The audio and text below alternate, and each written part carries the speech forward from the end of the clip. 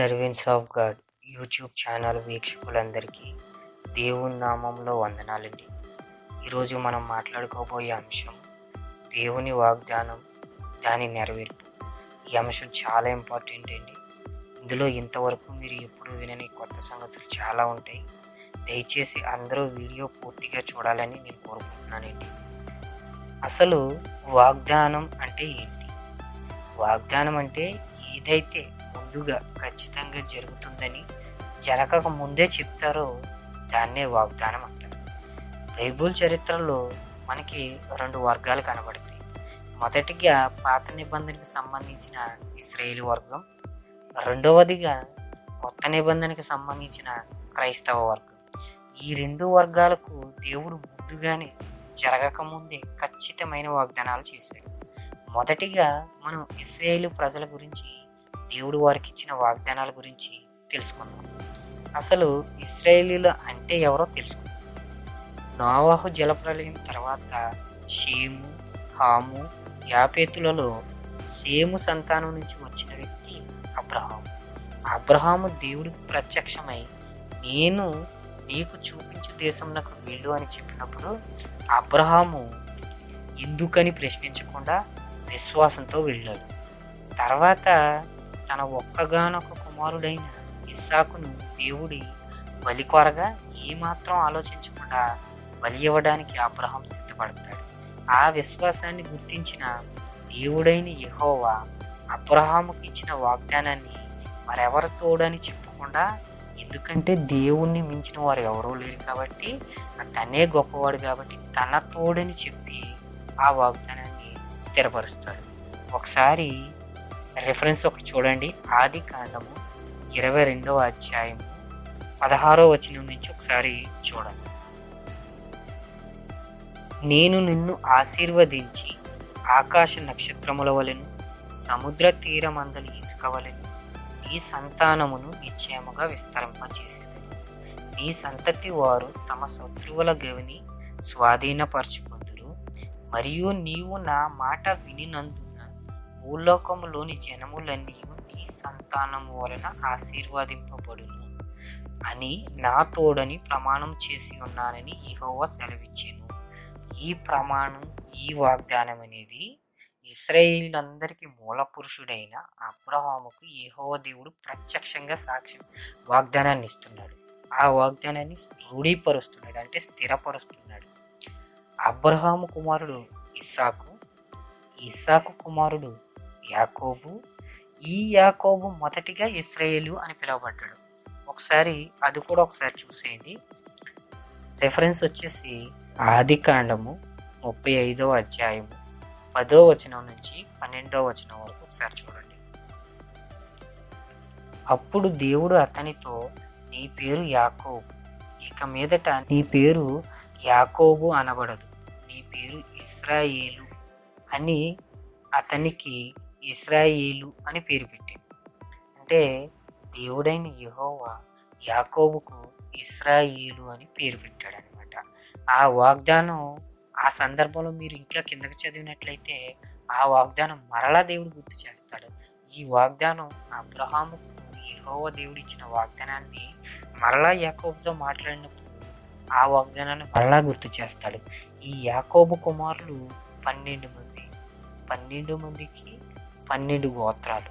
అందులో యోధా గోత్రం ఒకటి. ఈ యోధా గోత్రం నుంచే మన ప్రభు అయిన యేసుక్రీస్తుల వారు పుట్టారు. ఈ ఇశ్రాయేలీలు మనకు బైబిల్లో స్పష్టంగా కనబడతారు. ఇప్పుడు మనం చూస్తున్న ఇశ్రాయేలు దేశం వారిది. ఆ ఇశ్రాయేలీల విషయంలో దేవుడు చాలా వాగ్దానాలు చేశారు. ఎందుకంటే దేవుడు వారిని ప్రత్యేక జనాంగంగా ఎన్నుకున్నాడు. వారి గొప్పతనం ఒకసారి చూడండి. రోమాపత్రిక 9వ అధ్యాయము 4-5 వచనాలు. వీరు ఇశ్రాయేలీలు దత్తపుత్రత్వమును, మహిమయు, నిబంధనలను, ధర్మశాస్త్ర ప్రధానమును, అర్చనాచారాదులను, వాగ్దానములను వీరివి. పితరులు వీరువారు, శరీరమును బట్టి క్రీస్తు వీరిలో పుట్టెను. అంటే యేసుక్రీస్తు ప్రభుల వారు వీళ్ళ వంశంలో పుట్టాడు. అదేవిధంగా ఈ ఇశ్రాయేలీలను వారు చాలా గొప్పవారు. అర్చనాచారాలు వీళ్ళే చేసేవారు, ఆరాధనలు వీళ్ళే చేసేవారు, వాగ్దానాలు వీళ్ళకే ఇవ్వబడ్డాయి. కాబట్టి వీళ్ళు చాలా చాలా గొప్పవారు. మరొక రెఫరెన్స్ ఒకసారి చూడండి. అదే రోమాపత్రిక 3వ అధ్యాయము 2వ వచనము ఒకసారి చూడండి. యూదుల గొప్పతనం ఏమి, సున్నతి కలిగిన ప్రయోజనం ఏమి అంటే యూదుల గొప్పతనం గురించి చెప్తున్నాడు. ఏమని చెప్తున్నాడంటే ప్రతి విషయమందును అధికమే. యూదుల గొప్పతనం ప్రతి విషయమందు అధికమే. మొదటిగా ఈ దేవోక్తులు యూదుల పరము చేయబడెను. అంటే దేవోక్తులు అంటే దేవుని మాటలు మొదటిగా యూదులకు ఇచ్చాడు. ఇది నిజమా కాదా అని పరీక్షించడానికి మీరు ఒకసారి చెక్ చేయండి. మొత్తం ప్రపంచంలో టాప్ మోస్ట్ కంపెనీస్లో అత్యధిక శాతం సీఈఓలుగా యూదులే ఉంటారు. ఎందుకంటే ప్రారంభంలో దేవోక్తులు యూదుల దగ్గర మాత్రమే ఉండేవి. అంటే వాళ్ళు ఇశ్రాయేలీలు. ఆ గ్రంథం నుంచి జ్ఞానం నేర్చుకున్నారు. వాళ్ళ టెక్నాలజీ అన్ని రంగాల్లోనూ ముందుంది. ఇప్పుడు ప్రపంచవ్యాప్తంగా అభివృద్ధి పదంలో దూసుకుపోతున్న కంట్రీ ఇజ్రాయెల్ కంట్రీ. వాళ్ళ గొప్పతనం గురించి మన గరికపాటి గారు ఏం మాట్లాడారో ఒకసారి వినండి. క్షణం విరామంలో మొత్తం మానవ జాతి చరిత్రనంతటిని 3 కోట్ల పేజీల్లో నిక్షిప్తం చేసి ఇజ్రాయెల్ ఆ 3 కోట్ల పేజీలని ఒక పరికరంలో నిక్షిప్తం చేసి ఆ పరికరం 100 గ్రాములు బరువు దాటకుండా చూశారు. దాన్ని 2019 ఫిబ్రవరిలో చంద్రమండలం మీద జారి విడిచారు. అక్కడ దిగలేకపోయారు వాళ్ళు, కానీ జారి విడిచారు. ఇజ్రాయెల్ సాధించింది ప్రగతి. చిన్న దేశం, వ్యవసాయ రంగంలో అద్భుతమైన ప్రగతి సాధించింది ఇజ్రాయెల్. మనం దేశమంతా వరిచేని ఏడుస్తున్నాం అన్నం లేక. ఇజ్రాయెల్కి మౌలికమైన వనరులు చాలా తక్కువ, మనతో పోలిస్తే అసలు శూన్యం. నీళ్లు సైతం ఎక్కడి నుంచో తెచ్చుకోవాల్సిన వాళ్ళు వ్యర్థ జలాలని పునర్వినియోగం చేస్తున్నారు. వాళ్ళు దాన్ని శుద్ధి చేస్తున్నారు. వ్యర్థ జలాలు శుద్ధి చేస్తున్నారు. సముద్ర జలాలను శుద్ధి చేస్తున్నారు. వ్యర్థ జలాలు శుద్ధి చేస్తారు. సింగపూర్ వాళ్ళు సముద్ర జలాలను శుద్ధి చేసే ఆలోచనలో ఉన్నారు, ఇప్పటికే చేస్తున్నారు కూడా. వ్యర్థ జలాలను శుద్ధి చేస్తారు సింగపూర్లో. న్యూ వాటర్ అని చెప్తారు దాన్ని. న్యూ వాటర్ అనగానే సరదాగా నవ్వుతారు అక్కడ. ఇది తయారు, కానీ అది బాగానే ఉంది. అది తాగిన వాళ్ళు ఎవరికి ఏమి ఇబ్బందులు కాలేదు. డ్రైనేజీ నుంచి శుద్ధి చేసి పట్టుకొచ్చారు దాన్ని. మనం అది ఆ డ్రైనేజీ అన్న మాటనే భరించలేం మనం. కానీ మనం దాగుతున్న పవిత్రమైన నీరు కూడా రకరకాలుగా వచ్చి వచ్చి వచ్చి వచ్చి శుద్ధి అయింది. అందుకే ముందు ఆ పునర్వినియోగ ప్రక్రియ, శుద్ధి ప్రక్రియ వీటిని నమ్మాలి మనం. అప్పుడు మనం 3 వైపులా సముద్రం ఉన్నందుకు మనకు ఉపయోగకరంగా ఉంటుంది. సముద్రపు అంచున కూడా లేని దేశాలన్నీ ఆ జలాలను ఏ రకంగా వినియోగించుకుందామని చూస్తున్న 3 వైపులా సముద్రం పెట్టుకుని మన ఊరికే బంగాళాఖాతంలో మునగడానికి తప్పితే ఏం లేదు. ఉప్పొంగే నదుల జలాలు ఉప్పు సముద్రం పాలు. ఎందుకంటే మనిషి బుద్ధి. మనకెంతసేపు పుణ్యం కావాలి, దాని వినియోగం అక్కర్లేదు, ప్రయోజనం అక్కర్లేదు, వైజ్ఞానికత అక్కర్లేదు. ఒకవేళ వైజ్ఞానికత ఉంటే నాశనం కోసమే. అదే ఇజ్రాయెల్ వాడు మొత్తం మానవ జాతిలో అందరూ మాట్లాడే భాషలు, సంస్కృతి, నాగరికత, మానవ జీవన విధానం, పరిణామ క్రమం ఇదంతటిని 3 కోట్ల పేజీల చరిత్ర రాసి దాన్ని 100 గ్రాముల పరికరంలో పెట్టి దాన్ని చంద్రమండలం మీద వదిలిపెట్టారు. బెరెషీట్ అని పెట్టారు దానికి పేరు. ఎందుకని వాళ్ళ ఉద్దేశం ఏమిటంటే ముందు ఈ భూమండలంలో జీవం ఉంటుందో లేదో తెలియదు. రకరకాల యుద్ధాలు వస్తున్నాయి, రకరకాల ప్రమాదాలు వస్తున్నాయి. పర్యావరణ కాలుష్యం అనేటువంటి భయంకరమైన బాంబు పేలడానికి సిద్ధంగా ఉంది. ఎవరు ఏ బాంబులు వేయక్కర్లేదు. ఇమ్రాన్ ఖాన్ గారు అణుబాంబు వేయడానికి ముందే పర్యావరణం బాంబు పేలడానికి సిద్ధంగా ఉంది. ఎవరిని బెదిరించక్కర్లేదు. మొత్తం భూమండలమే పోవచ్చు. వాళ్ళు ఎలా ఆలోచించారంటే భూమండలం మొత్తం పోయినా, నాశనం అయిపోయినా దీని తాలూకు అవశేషాలు కొన్ని బుద్ధుని అవశేషాల్లాగా చంద్రమండలంలో ఒక పరికరంలో ఉంటే భవిష్యత్తులో వేరే గ్రహాల్లో ఉండేటువంటి మానవులు కానీ ఇతర జీవులు కానీ ఎవరైనా చంద్రమండలం మీదకి దిగితే భూమి అని ఓ గ్రహం ఉండేది, అక్కడ ఇన్ని దేశాలు ఉండేవి, ఇంత నాగరికత ఉండేది, ఇన్ని భాషలు ఉండేవి, ఇన్ని మతాలు ఉండేవి, ఇన్ని ఆచారాలు ఉండేవి, ఇన్ని సంస్కృతులు ఉండేవి అన్న విషయం వాళ్ళకి తెలుస్తుంది కదా అని వాళ్ళ కోసం ఓ పరికరాన్ని అక్కడ వదిలేరండి. జై ఇజ్రాయెల్. మన దేశంతో పోలిస్తే విస్తీర్ణంలో కానీ జనాభాలో కానీ ఎంత చిన్నది ఇజ్రాయెల్, కానీ ఎంత అభివృద్ధి సాధిస్తుంది.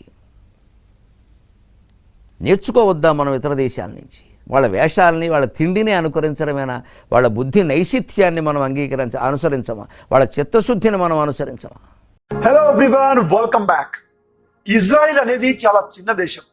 దీని విస్తీర్ణం ఎంత అంటే 3 ఇజ్రాయెల్ను కలిపితే మన దేశంలో ఉన్న రాజస్థాన్ రాష్ట్రం అంతా ఉండదు. దీని జనాభా దాదాపు 90 లక్షలు. మరియు ఇది ప్రపంచంలో ఏకైక దేశం. ఇందులో అడుగు పెట్టడానికి ISIS భయపడుతుంది. ప్రపంచం మొత్తంలో బీభత్సం సృష్టించిన ఐసిస్ అమెరికా వంటి దేశాన్ని కూడా నాశనం చేస్తానని బెదిరించిన ఈ ఐసిస్ ఈ రోజు వరకు ఇజ్రాయెల్ వైపు ఒక్క బుల్లెట్ కూడా కాల్చలేకపోయింది. ఆ ధైర్యం కూడా ఐసిస్ చేయదు. అసలు ఇజ్రాయెల్ కు ప్రపంచంలో అత్యంత శక్తివంతమైన ఐసిస్ ఉగ్రవాద సంస్థ భయపడడానికి కారణాలేంటి? అసలు ఇజ్రాయెల్ దగ్గర ఉన్నదేమిటి? శత్రు దేశాల మధ్య ఉన్నప్పటికీ ఎవరు కూడా ఈ దేశం మీద వేలెత్తి చూపడానికి కూడా సాహసించరు. ఇజ్రాయెల్ ను పూర్తిగా అంతం చేయాలనుకునే దేశాలు చాలా ఉన్నాయి, కానీ ఇప్పటి వరకు ఏ దేశం కూడా ఆ ధైర్యం చేయలేదు. అయితే అంత పెద్ద దేశాలు ఈ చిన్న ఇజ్రాయెల్ కు ఎందుకు భయపడుతున్నాయి? ఇజ్రాయెల్ గురించిన కొన్ని షాకింగ్ ఫ్యాక్ట్స్ ని మనం ఈ వీడియోలో క్లియర్ గా తెలుసుకుందాం. నెంబర్ 1, ఇజ్రాయెల్ ప్రపంచంలో 100వ అతి చిన్న దేశం. అయినప్పటికీ దాని వైమానిక దళం ప్రపంచంలోని అన్ని శక్తివంతమైన దేశాల్లో ఒకటిగా లెక్కించబడుతుంది. ఇది మాత్రమే కాదు, ప్రపంచ వైమానిక దళాల్లో వేగంగా నిర్ణయం తీసుకునే దేశాల్లో ఇజ్రాయెల్ మొదటిది. నెంబర్ 2, ఇజ్రాయెల్ పుట్టినప్పటి నుంచే 7 ముస్లిం దేశాలు తమకు శత్రువులుగా మారాయి. ఇజ్రాయెల్ ను అంతం చేయడానికి ఎన్నో ప్రయత్నాలు చేశాయి. ఈ 7 దేశాలు కలిసి ఇజ్రాయెల్ పై దాడి చేశాయి కూడా. అయినప్పటికీ ఇజ్రాయెల్ సింగిల్ గా ఎదుర్కొని ఈ యుద్ధంలో గెలిచింది.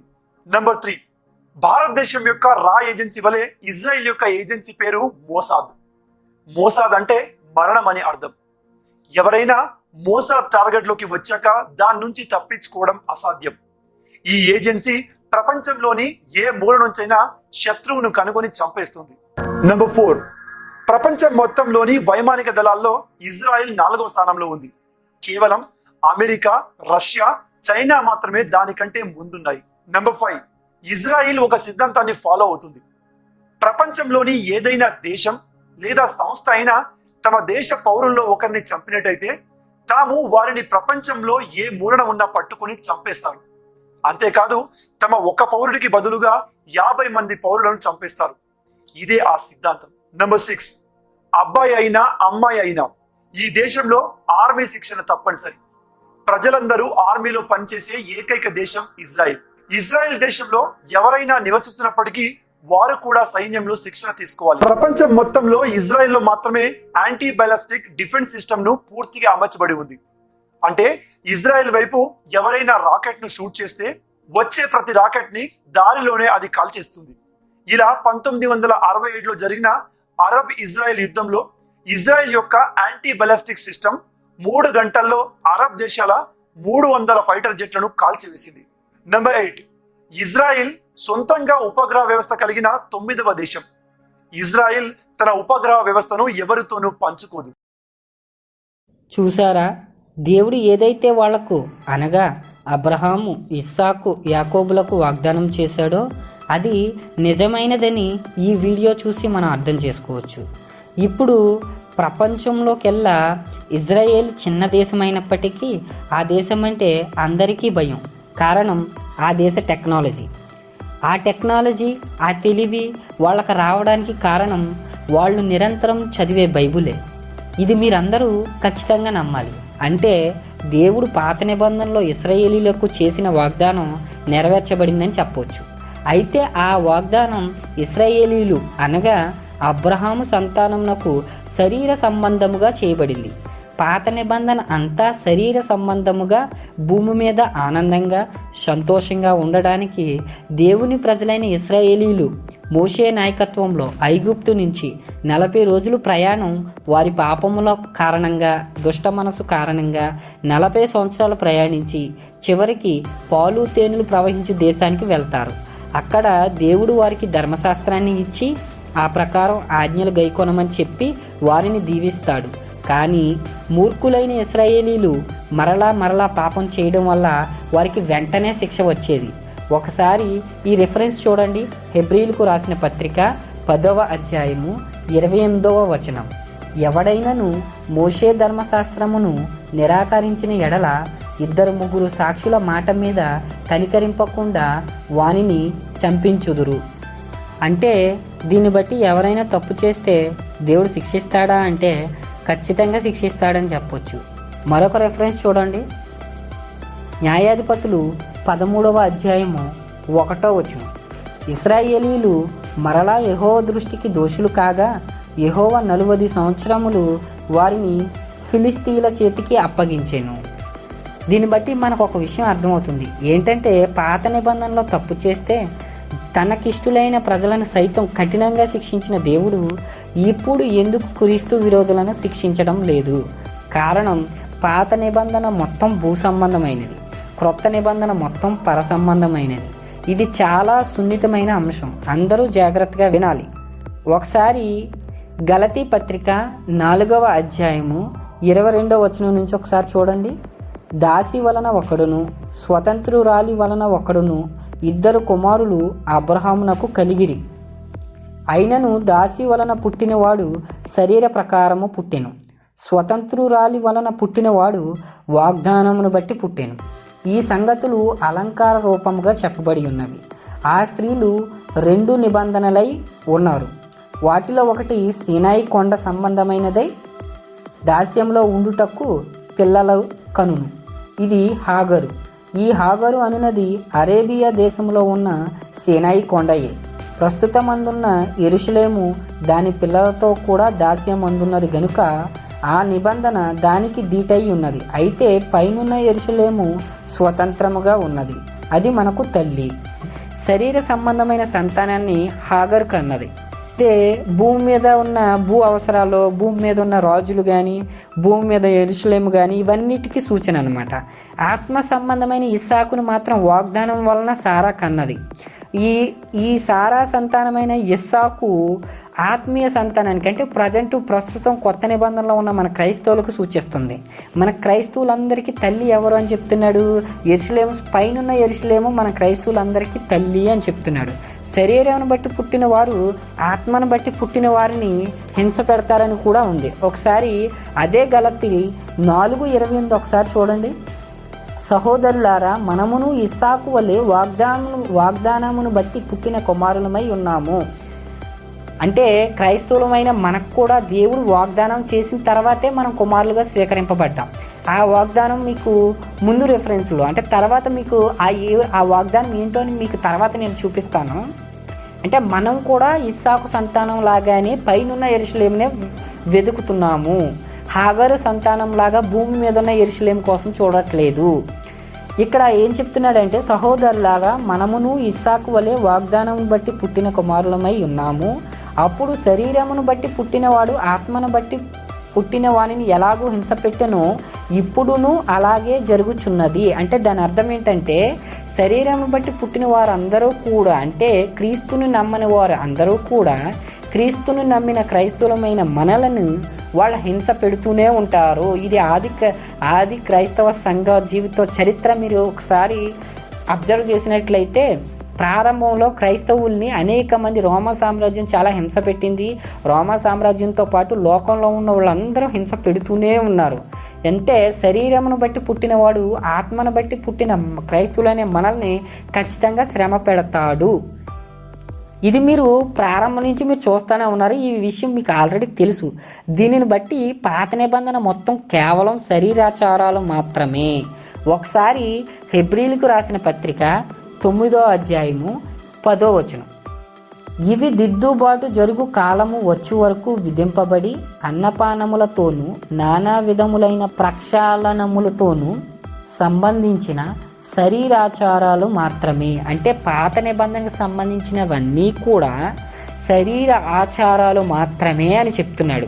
పాత నిబంధనలో ఈ లోక సంబంధమైన సేవా నియమాలు మాత్రమే ఉండేవి. ఒకసారి 9వ అధ్యాయం 1వ వచనం కూడా చూడండి. మొదటి నిబంధనకైతే సేవా నియమములను ఈ లోక సంబంధమైన పరిశుద్ధ స్థలమును ఉండెను. అంటే ఈ లోక సంబంధమైన పరిశుద్ధ స్థలమునే ఉండెను. నేను ఇంతకు ముందు చూపించిన రెఫరెన్స్ ప్రకారం హగరు అనేది ఈ లోకానికి సంబంధించిన యెరూషలేముకు సంబంధించిన సంతానం. అదేవిధంగా మనమెవరం అంటే పరలోక సంబంధమైన సంతానం. మనము ఈ పైనున్న యెరూషలేమును చూస్తున్నాం, భూమి మీద ఉన్న యెరూషలేముని మనం చూడట్లేదు. ఇవన్నీ కూడా సేవా నియమాలు, భూ సంబంధమైన నియమాలు అని మాత్రమే నేను చెప్తున్నాను. మీరు ఆలోచిస్తే శరీరాచారాలు, సేవా నియమాలు, బలులు సమర్పించడం ఇవన్నీ కూడా భూమి మీద సుఖంగా ఉండడం కొరకే ఇవ్వడం జరిగింది. అయితే బలులు మనుష్యుల పాపాలను తొలగించడం సాధ్యపడటం లేదు కాబట్టి నూతన నిబంధన అమల్లోకి వచ్చింది. ఒకసారి హెబ్రీలకు రాసిన పత్రిక 8వ అధ్యాయము 7వ వచనం చూడండి. ఏలయనగా ఆ మొదటి నిబంధన లోపము లేనిదైతే రెండవ దానికి అవకాశం ఉండనేరదు. అంటే దేవుడు ఆ మొదటి నిబంధన లోపం కలిగినదని దేవుడు చెప్తున్నాడు అనమాట. మరొక రెఫరెన్స్ చూడండి. అదే హెబ్రీలకు రాసిన పత్రిక 8వ అధ్యాయం 13వ వచనం చూడండి. ఆయన క్రొత్త నిబంధన అని చెప్పుట చేత మొదటిది పాతదిగా చేసి ఉన్నాడు. ఏది పాతగిలి ఊడిగిపోవునో అది అదృశ్యమగుటకు సిద్ధముగా ఉన్నది. అంటే దాని అర్థం ఏంటంటే మొదటి నిబంధన అనేది శరీర సంబంధమైనదే, శరీర ఆచారాలతో నిర్మింపబడినదే, శరీర సంబంధమైన యెరూషలేము పొందడానికి ఉపయోగపడింది. ఎప్పుడైతే శరీర సంబంధమైన యెరూషలేమును పొందుతామో అక్కడ శాశ్వతమైన సుఖ సంతోషాలు ఉండవనే విషయం గ్రహించిన దేవుడు పర సంబంధమైన యెరూషలేమును పొందాలని పర సంబంధమైన నూతన నిబంధనను ఇస్తున్నాడు. ఎందుకంటే ఇశ్రాయేలు ప్రజలకు వాగ్దాన దేశం ఇచ్చిన తర్వాత దేవుని న్యాయ విధులను విడిచిపెట్టి వారు నిరంతరం పాపాలు చేస్తూనే ఉన్నారు. అందుకని దేవుడు ఆత్మానుసారమైన క్రొత్త నిబంధన సర్వలోకానికి ఇచ్చాడు. దీన్ని బట్టి మనం గ్రహించవలసిన విషయం, పాత నిబంధన శరీర సంబంధమైనదే, మన ఆత్మను పరలోకం తీసుకొని వెళ్ళలేదు. ఎందుకంటే అది కేవలం శరీరాచారాలు మాత్రమే, కానీ క్రొత్త నిబంధన ఆత్మానుసారమైనది. ఇది ఆత్మను పరలోకం తీసుకొని వెళ్ళగలదు. ఇప్పటి వరకు మనం ఇశ్రాయేలీల గురించి, వారికి దేవుడిచ్చిన శరీర సంబంధమైన వాగ్దానాల గురించి, వాటి నెరవేర్పు గురించి తెలుసుకున్నాం. ఇప్పుడు లోకమంతటికి ఇంక్లూడింగ్ ఇజ్రాయేలియన్స్ అంటే ఇజ్రాయేలీలతో కలిపి దేవుడైన యెహోవా అందరికీ ఇచ్చిన ఆత్మానుసారమైన వాగ్దానం ఒకసారి చూడండి. 1 పేతురు 2వ అధ్యాయం 9వ వచనం. దీని గురించి నేను ముందుగా చెప్పాను. సకల లోకానికి ఇస్సాకు వలన వాగ్దానం వలన చేర్చబడిన అందరికీ వర్తించే వాగ్దానం ఇది. కేవలం ఇశ్రాయేలీయులకు మాత్రమే కాదు, అన్ని వర్గాల వారికి, క్రీస్తుని అంగీకరించి పాపాలు ఒప్పుకొని క్రైస్తవులుగా మారిన ప్రతి వ్యక్తికి వర్తించే వాగ్దానం ఇది. అందరి క్రైస్తవులకి వర్తిస్తుంది. చాలా ఇంపార్టెంట్. ఒకసారి చూడండి. అయితే మీరు చీకటిలో నుండి ఆశ్చర్యకరమైన తన వెలుగులోనికి మిమ్మును పిలిచిన వాని గుణాతిశయములను ప్రచురము చేయి నిమిత్తము ఏర్పరచబడిన వంశమును, రాజులైన యాజక సమూహమును, పరిశుద్ధ జనమును, దేవుని సొత్తైన ప్రజలునై ఉన్నారు. అంటే ఇది మనందరికీ వర్తిస్తుందండి. ఎందుకంటే మనము ఏర్పరచబడిన వంశం మనం, రాజులైన యాజక సమూహం మనం, పరిశుద్ధ జనం మనం, దేవుని సొత్తైన ప్రజలమై ఉన్నాం. ఈ వాగ్దానం క్రైస్తవులుగా చేరిన ప్రతి ఒక్కరికి వర్తిస్తుందండి. మీరు రాజులు, ఏర్పరచబడిన వంశము, యాజకులు, పరిశుద్ధ జనం అయి ఉన్నారు. మరొక రిఫరెన్స్ 1 యోహాను 2వ అధ్యాయము 20వ వచనం ఒకసారి చూడండి.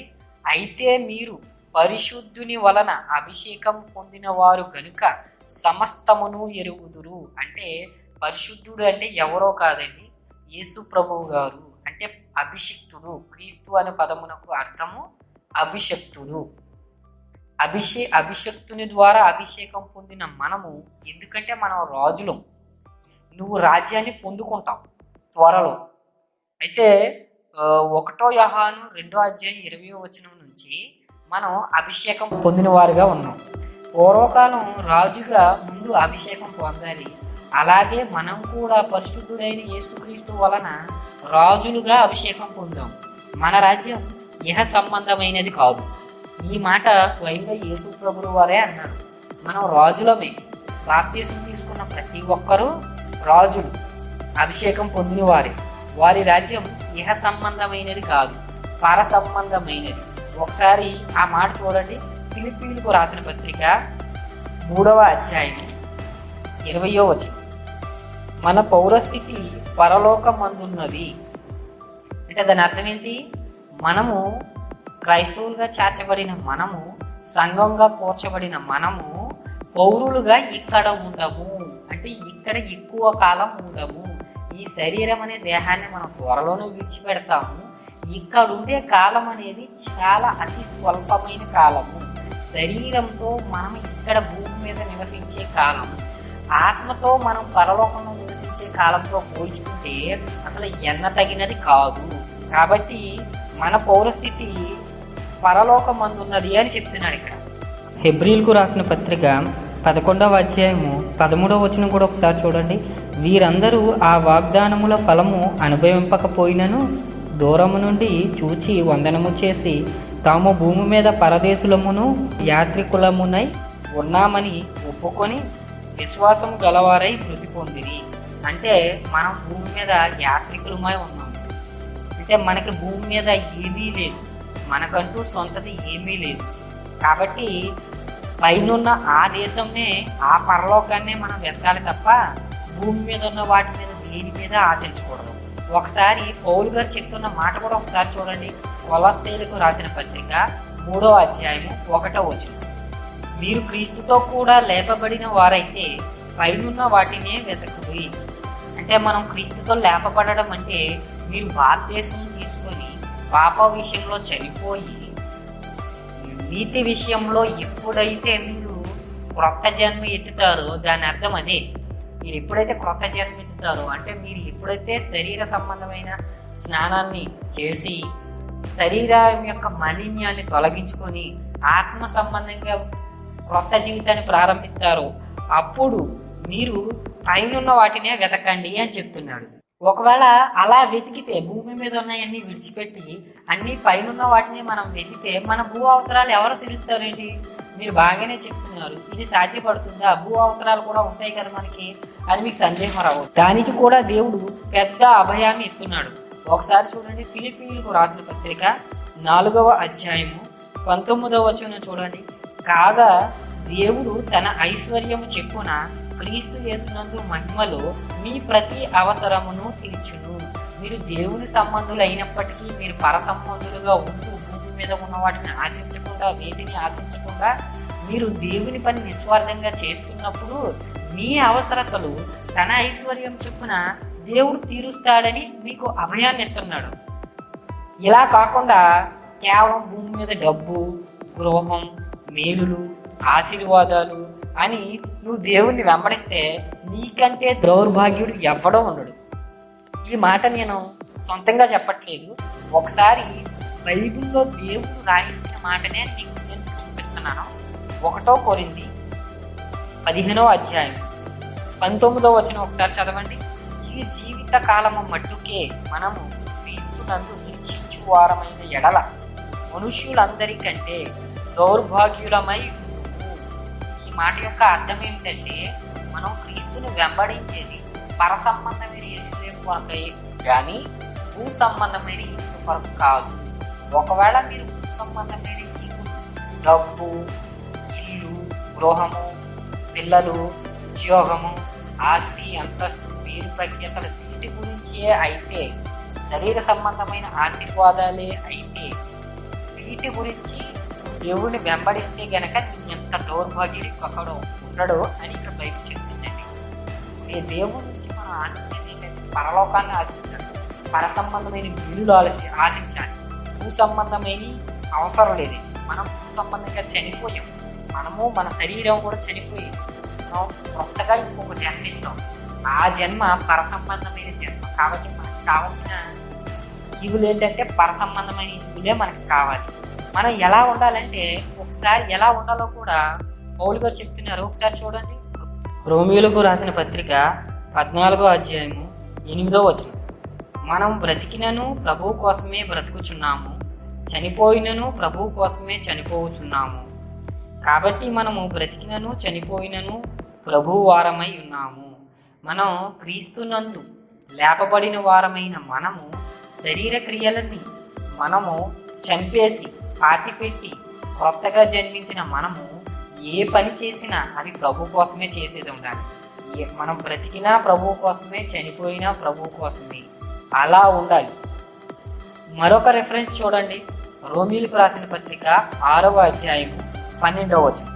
కాబట్టి శరీర దురాశలకు లోబడినట్లుగా చావునకు లోనైన మీ శరీరమందు పాపమును ఏలనీయకుడి. మనము పాపాన్ని మన శరీరంలో ఏలనిస్తే, అంటే పాపం మనల్ని పరిపాలిస్తే, మనం పాపం కంట్రోల్లోకి వెళ్ళిపోతాం. దొంగతనం చేయాలని మన శరీరం మనకు ప్రేరేపిస్తే దొంగతనం చేస్తాం. వ్యభిచారం చేయమని మన శరీరం ప్రేరేపిస్తే మనం వ్యభిచారం చేస్తాం. అలా చెయ్యొద్దు. ఆత్మానుసారులుగా ప్రవర్తించాలి, శరీరానుసారంగా ప్రవర్తించకూడదు. శరీరం ఎప్పుడు కూడా చెడు వైపే నడిపించడానికి ప్రయత్నం చేస్తుంది. ఆత్మ మాత్రమే దేవుని యొక్క న్యాయ విధులకు లోబడి ప్రవర్తించాలని ప్రవర్తిస్తూ ఉంటుంది. కాబట్టి పౌలు గారు ఒక సందర్భంలో అంటాడు, నాకు 2 నియమాలు కనబడుతున్నాయి. నా శరీరం ఏమో పాపం చేయమని ప్రేరేపిస్తుంది, నా ఆత్మను దేవుని పని చేయమని ప్రేరేపిస్తుంది. ఈ రెండు కూడా ఎప్పుడు పోరాటం జరుగుతున్నాయి. ఆ పోరాటంలో ఎప్పుడు ఆత్మే గెలుస్తుంది అని పౌలు గారు చెప్పారు. అదేవిధంగా మనం కూడా మన శరీర క్రియల్ని చంపాలి మన ఆత్మతో. శరీరానుసారులు శరీర విషయాల మీద మనసు ఉంచుతారు. శరీర విషయాలంటే డబ్బు, పొలం, ఇల్లు, గొప్ప పేరు, అధికారం, హోదా, ఇవన్నీ శరీర సంబంధమే. ఇవన్నీ పాత నిబంధనలో దేవుడిని సమర్థించాడు. ఎందుకంటే తన పిల్లలు గొప్పగా ఉండాలని ఏ దేవుడు కోరుకు చెప్పండి? మన యెహోవా దేవుడు కూడా తన పిల్లలైన ఇశ్రాయేలు భూమి మీద గొప్పగా ఉండాలని అనుకున్నాడు. కానీ ఇప్పుడు శరీరం కేవలం నిష్ప్రయోజనం అని ఆత్మకు కావాల్సిన మంచి పనులు చేసి అందరూ పరలోకం చేరాలని, అందరూ ఆత్మీయులను పొందాలని ఆశిస్తున్నాడు. ఎందుకంటే ఈ భూమికి అంతం ఇవ్వబడింది. పాత నిబంధన కాలం అంతా కూడా ఈ భూమికి అంతం లేదు అని భూ సంబంధంగా వాళ్ళకు వాగ్దానం చేశాడు. యేసును దేశానికి ఇస్తాను, అక్కడ మీరు చక్కగా ఉండొచ్చు, పాలిథిన్ ప్రపంచ దేశం, అక్కడ ఆహారం సమృద్ధి, హ్యాపీగా ఉండొచ్చు, ఇవన్నీ చెప్పాడు. కానీ పాపాలతో నిండిపోయి నిత్యం పాపం చేయడం దేవుని కోపానికి బలవడం, నిత్యం పాపం చేయడం దేవుని కోపానికి బలవడం.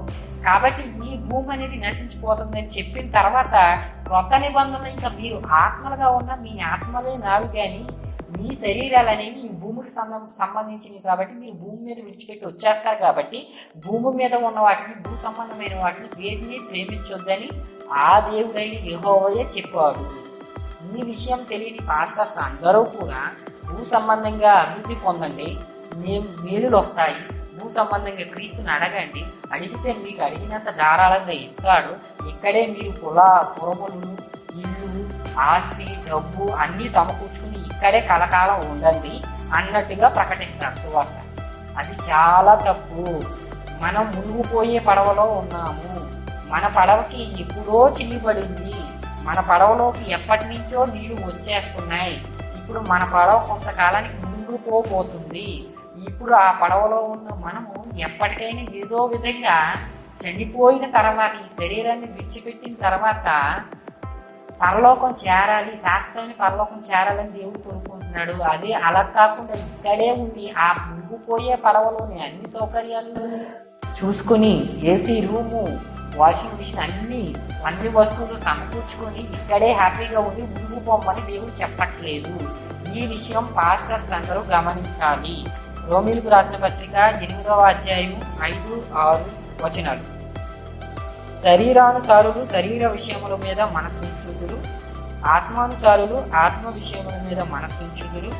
శరీరానుసారమైన మనస్సు మరణము, ఆత్మానుసారమైన మనస్సు జీవమును సమాధానమునై ఉన్నది. అంటే మనం శరీర సంబంధమైన కోరికలతో మనం బ్రతుకుతున్నంతసేపు, ఉదాహరణకి ఒక వ్యక్తి తన జీవిత కాలంలో అనేక డబ్బు, చాలా ధనం, విస్తారమైన ధనం, తరతరాలకు సరిపడా ధనాన్ని కూర్చుకున్నాడు. కానీ అకస్మాత్తుగా చనిపోయాడు. ఆ ధనం తనకు ఉపయోగపడదు. అతను వెళ్ళి నరకంలో వెళ్తాడు, దేవుని పని చేయనందుకు, దేవుని ఆజ్ఞల ప్రకారం జీవించినందుకు. కాబట్టి శరీరానుసారమైన మనస్సు మరణానికి దారితీస్తుంది. అదే ఆత్మానుసారంగా ఏమి ఉన్నా లేకపోయినా దేవుని యొక్క పనులు చేస్తూ, అనేక మంది దేవుడు నడిపిస్తూ, సువార్తను ప్రకటిస్తూ, మంచి పనులు చేస్తూ, అనేక మంది సహాయపడుతూ ఉండి అతను మంచి క్రియల్ని తీసుకుని వెళ్తే, అతను ఇక్కడ పూరి గుడిసెలో ఉన్న పేదవాడు అయినప్పటికీ అతనికి పరలోకం ఉంటుంది. మీకు ఆల్రెడీ తెలిసిన కదా, ధనవంతుడు బీదలాజరు విషయంలో ఎవరు పరలోకం వెళ్ళారో మీ అందరికీ తెలుసు. ఒకవేళ మీరు శరీరానుసారంగా ఆస్తి, ఉద్యోగం, ఇల్లు అంటూ ఉంటే మీరు చావవలసిన వారై ఉంటారు. ఒకసారి అది కూడా చూసేయండి. రోమీలకు రాసిన పత్రిక 8వ అధ్యాయము 13వ వచనం కూడా చూడండి. మీరు శరీరానుసారంగా ప్రవర్తించిన ఎడల చావవలసిన వారై ఇందురు గాని ఆత్మ చేత శరీర క్రియలను చంపిన ఎడల జీవించెదరు.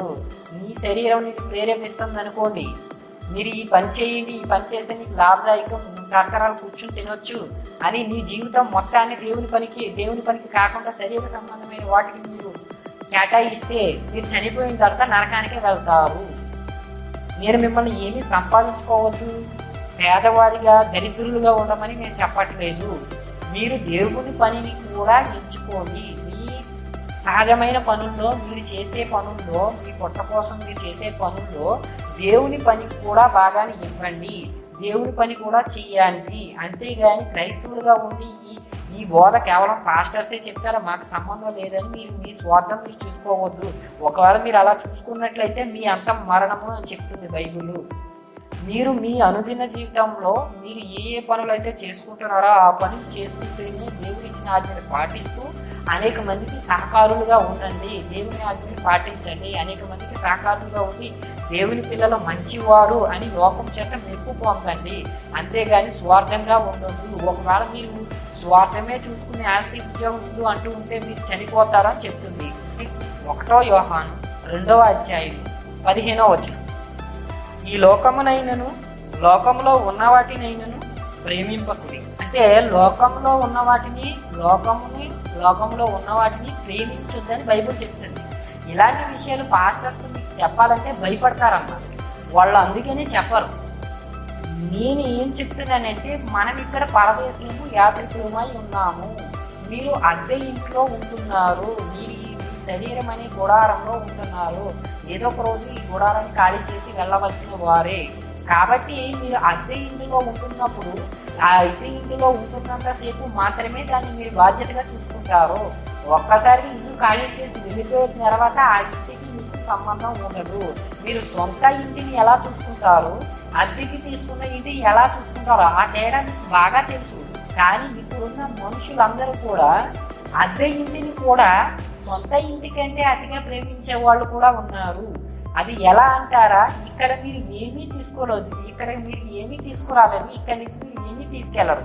అంటే మీరు ఉండేది అద్దె ఇల్లు, కొంతకాలం ఉంటున్నారు. ఆ విషయం తెలిసినా కూడా ఇక్కడే శాశ్వతంగా ఉంటామన్నట్టు పొద్దున్న లెగిచి అర్ధరాత్రి వరకు కష్టపడుతూనే ఉంటారు, డబ్బు సంపాదిస్తూనే ఉంటారు, పిల్లల్ని మర్చిపోతారు, కుటుంబాన్ని మర్చిపోతారు, మొత్తాన్ని మర్చిపోయి తినడం మర్చిపోతారు, టైంకి తినడం మర్చిపోతారు, సంపాదనే జయంగా బ్రతుకుతారు. అలాంటి వారికి ఏమర్థమైంది వాళ్ళ జీవితం గురించి? వాళ్ళు చనిపోతే ఎక్కడికి వెళ్తారు అనే ఆలోచన కూడా లేకుండా వాళ్ళు అద్దె ఇంటిని కూడా సొంత ఇంటిగా భావిస్తున్నారు. అది చాలా అమాయకత్వం. ఆ అమాయకత్వం వల్ల అందరూ నరకానికి జారిపోతారనే బాధతో నేను ఈ మాటలు తెలియజేస్తున్నాను. మీరు అద్దె ఇంటిలో ఉంటున్నారు అనగా మీరు ఎప్పుడు చనిపోతారో తెలియదు. మీరు చనిపోయిన ప్రతిసారి కూడా ఆ మరుక్షణమే తీర్పు దినం రోజున దేవునికి మీరు లెక్క అప్పచెప్పవలసిన వారై ఉన్నారు. బ్రతికినంత కాలం నీ పిల్లల కోసం, నీ కుటుంబం కొరకు, నీ కోసమే, నీ పేరు ప్రఖ్యాతల కోసమే కష్టపడ్డా కానీ నీకు జీవితాన్ని ఇచ్చిన నా కోసం ఎప్పుడైనా ఆలోచించావా? పోనీ నీ జీవితం నువ్వు చూసుకున్నావు సరే, కానీ నువ్వు అప్పుడైనా వచ్చి దేవుని సేవ చేసావా? లేకపోతే ఎవరైనా దేవుని సేవ చేస్తున్నప్పుడు వాళ్ళకి ఏ విధంగానైనా సహకరించావా అని దేవుడు నిన్ను ప్రశ్నిస్తాడు. కాబట్టి ఇవన్నీ కూడా మీరు ఆలోచించాలి. మనం శరీర కార్యాలు చేస్తే శరీర పంట కోస్తాము, ఆత్మ కార్యాలు చేస్తే ఆత్మ అనే పంట కోస్తాము. అది కూడా ఒకసారి చూడండి. గలతీయులకు రాసిన పత్రిక 6వ అధ్యాయము 8వ వచనం. ఎలాగనగా తన శరీరేచ్ఛలను బట్టి విత్తువాడు తన శరీరము నుండి క్షయమగు పంటను కోయును, ఆత్మను బట్టి విత్తువాడు ఆత్మ నుండి నిత్య జీవమును పంట కోయును. అంటే మన శరీర క్రియలతో సంపాదించేది మొత్తం క్షయమైపోయేది. అంటే మన శరీరంతో సంపాదించే డబ్బు అయినా క్షయమైపోతుంది, మన శరీరంతో సంపాదించే పేరు ప్రఖ్యాతలైనా కొంతకాలానికి మర్చిపోతారో అవి కూడా క్షయమైపోతే, బంగారము వస్తువులు అన్నీ మన ఇంట్లో మన రక్త సంబంధులు కూడా కొంతకాలానికి క్షయమైపోతారు. అంటే శరీరం అనే పంటతో మనం ఏది చేసినా అది త్వరలో క్షయమైపోతుంది, నశించిపోతుంది. అదే ఆత్మను బట్టి విత్తువాడు అక్షయమైన విత్తనాన్ని, అక్షయమైన పంటను పోస్తాడు. అంటే ఆత్మను బట్టి మనం మంచి పనులు చేస్తూ ఉంటే ఆ మంచి పనులు చిరకాలం మనతో ఉంటాయి. అవి పరలోకం పొందడానికి మనకు బాగా ఉపయోగపడతాయి. ఇదంతా విన్న తర్వాత మీకు ఒక విషయం అర్థమవుతుంది. ఏంటంటే ఇశ్రాయేలీలకి పాత నిబంధనలో శరీర సంబంధమైన మేలులు, శరీర సంబంధమైన శ్రమలో ఇచ్చాడు. ఎందుకంటే శరీరం చాలా తక్కువ కాలం ఉంటుంది కాబట్టి శిక్ష అయినా వెంటనే వచ్చేస్తుంది, మేలు అయినా వెంటనే వచ్చేస్తుంది. అబ్రహాముకి యెహోవా ఇశ్రాయేలు దేశం, పాలుతేలు ప్రవహించే దేశం నీ పిల్లలకి, నీ సంతానానికి నేను ఇస్తానని చెప్పాడు. ఆ జీవిత కాలంలో అంటే అబ్రహాము చనిపోయిన తర్వాత ఇస్సాకు యాకోబుల తర్వాత ఆ వంశపు వారికి, ఇశ్రాయేలు తెగ వారికి వాళ్ళ వంశం ఉండగానే వాళ్ళకి ఆ వాగ్దానం నెరవేర్చేశాడు.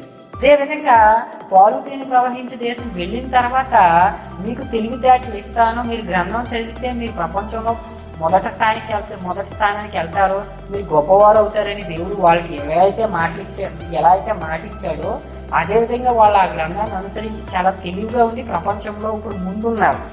చిన్న దేశం అయినప్పటికీ అంత ముందుకు వెళ్ళడం అనేది చాలా గొప్ప విషయం. అంటే శరీర సంబంధమైన మేలులు దేవుడు ఇస్తానని చెప్తే అవి వెంటనే వస్తాయి, వెంటనే శ్రమలైనా వెంటనే వస్తాయి, శిక్ష అయినా వెంటనే వస్తుంది, ఆ మేలైనా వెంటనే వచ్చేస్తుంది. కానీ ఇప్పుడు ఆత్మ సంబంధమైన మేలులు, ఆత్మ సంబంధమైన శ్రమలు క్రైస్తవులైనా మనకు వస్తాయి. ఎందుకంటే మనం ఆత్మ ద్వారా వాగ్దానం వలన పుట్టినవాడు, మనం క్రీస్తు ఆత్మ ద్వారా మనం దేవునిలోకి వచ్చినవారు, శరీర సంబంధంగా కాదు. మనకి చేసిన వాగ్దానం ఆత్మీయ వాగ్దానము కాబట్టి ఆత్మ దీర్ఘకాలం ఉంటుంది. కాబట్టి శ్రమలు దీర్ఘకాలంగా ఉండొచ్చు, లేకపోతే మన సంతోషమైన దీర్ఘకాలం ఉండొచ్చు. అంటే క్రైస్తవులుగా ఉన్న మనము పట్టాభిషేకం ఇంకా పొందలేదు, అంటే అభిషేకం అయితే పొందాము తప్ప మనకి ఇంకా రాజ్యం అనేది మన చేతుల్లోకి రాలేదు. ఆ రాజ్యం భూమి మీద స్థాపించబడింది, రాజ్య పౌరులుగా ఉన్నాము, మనం అందరం కూడా అభిషేకం పొందాము, అభిషిక్తుని వలన అభిషేకం పొందాము. రాజ్యంలో పరిపాలన ప్రారంభం అవ్వాలంటే యేసుక్రీస్తు రెండవ రాకడ జరగాలి. యేసుక్రీస్తు రెండవ రాకడ జరిగిన తర్వాత తీర్పు అనంతరం క్రైస్తవులుగా మన విశ్వాసాన్ని కాపాడుకున్న మనము రాజులుగా పట్టాభిషేకం పొంది రాజ్యాన్ని పరిపాలిస్తాము.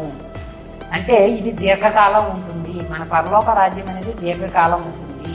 మన ఆత్మ సంబంధులం కాబట్టి మనకు జరిగే ప్రతి ప్రక్రియ ఆలస్యంగా దీర్ఘకాలంగా జరుగుతుంది. శరీర సంబంధమైనది వెంటనే జరిగిపోతుంది. శరీర సంబంధంగా ఒక చెట్టు ఫలించి వెంటనే అది ఫలాలు ఇచ్చి చనిపోతుంది.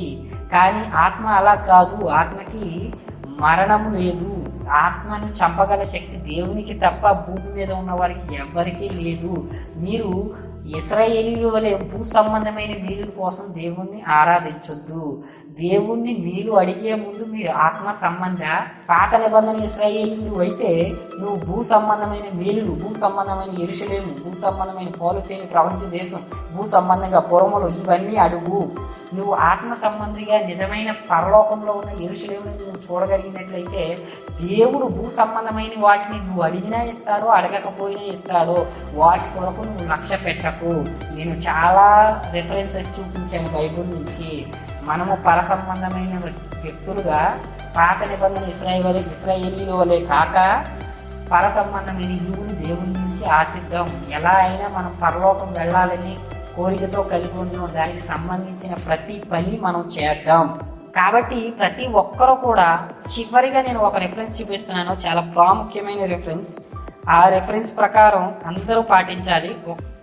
కొలస్సీయులకు రాసిన పత్రిక 3వ అధ్యాయము 17వ వచనం. మరియు మాట చేత గాని క్రియ చేత గాని మీరేమి చేసినను ప్రభు అయిన యేసు ద్వారా తండ్రి అయిన దేవునికి కృతజ్ఞతాస్తుతులు చెల్లించుచు సమస్తమును ఆయన పేరట చేయుడి. ఇప్పటి వరకు మీరు ఏ మెసేజెస్ విన్నారో నాకు తెలియదు. ఈ మెసేజ్ విన్న తర్వాత మీరు గుర్తుంచుకోవాల్సిన విషయం ఏంటంటే ఈ మాటని మీ మనసు అనే ఆ పలక మీద రాసేసుకోండి. మనం ఏ పని చేసినా ఏం చేసినా మనం మాట చేత కానీ క్రియ చేత కానీ ఏమి చేసినానో ప్రభువైన యేసు ద్వారా తండ్రి అయిన దేవునికి కృతజ్ఞతాస్తుతులు చెల్లించు సమస్తం ఆయన పేరటే చేయాలి. మీరు ఏమి చేసినా ఆయన పేరటే చేయాలి. మీరు ఏమి చేసినా ఆయనకి సంబంధించిన పనినే చేయాలి. అదే మీకు ఉపయోగపడుతుంది. ఆ పనే మీకు పరలోకానికి తీసుకొస్తుంది. అందరూ అలా జీవిస్తారని ఆశిస్తూ అందరికీ కృతజ్ఞతలు తెలియజేసుకుంటున్నాను.